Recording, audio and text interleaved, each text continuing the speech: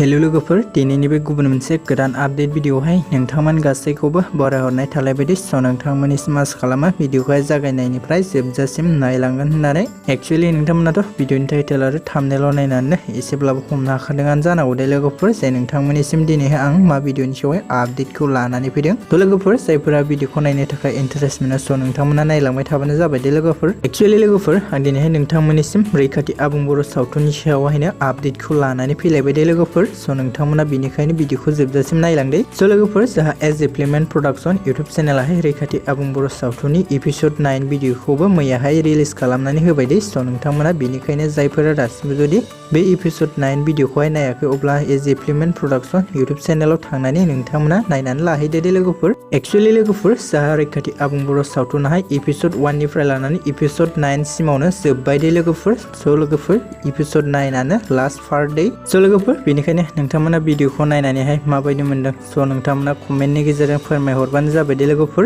आरो लोगोफोर जायफोरा दासिम जुदि नायहैयाखै अब्ला नोंथांमोना RWIKATHि प्रोडक्शन यूट्यूब चेनेलाव थांनानै नायहैदो दे आरो लोगोफोर नङाबा बे भिडिअनि डिस्क्रिप्शननि गेजेरजोंहायबो आं लिंक होनानै होदों दे नोंथांमोना बे लिंकजोंबो थांनानै बे भिडिअखौ नायहैनो हागोन दे लोगोफोर बिदिब्ला दिनैनि शर्ट आपडेट भिडिअआ बेखिनियानो मोनदों लोगोफोर आसा खालामो नोंथांमोना भिडिअखौ नायनानै मोजां मोनदों भिडिअखौ जुदि नायनानै मोजां मोनदोंब्ला अननानै खनसे लाइक खालामनानै होबानो जाबाय दे लोगोफोर आरो लोगोफोर सोरबाफोर जुदि चेनेलाव भिडिअखौ गोदानै नायगासिनो दङब्ला नोंथांमोना चेनेलखौबो साबस्क्राइब खालामनानै होलांबानो जाबाय दे जाहाथे लोगोफोर आंबो गोदान भिडिअनि आपडेटखौ नोंथांमोननिसिम लाबोबाय थानो गोसो जायो दे लोगोफोर बिदिब्ला दिनैनि आपडेट भिडिअआ बेखिनियानो मोनदों।